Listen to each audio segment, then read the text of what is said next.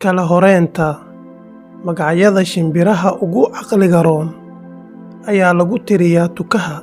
Tijaabo kala gedisan ayay khubaradu sameeyeen.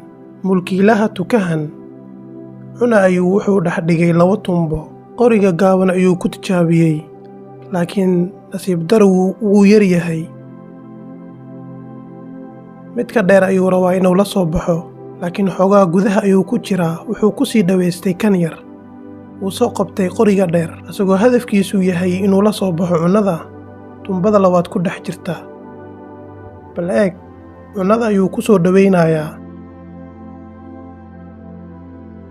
Wuu soo dhaweystay wuuna cunayaa. 1400 sano ka hor ayuu Ilaahay Qur'aanka inoogu tilmaamay tuka inuu yahay shimbir garaad leh. Qisadii Haabiil iyo Qaabiil. فبعث الله غرابا يبحث في الأرض ليريه كيف يواري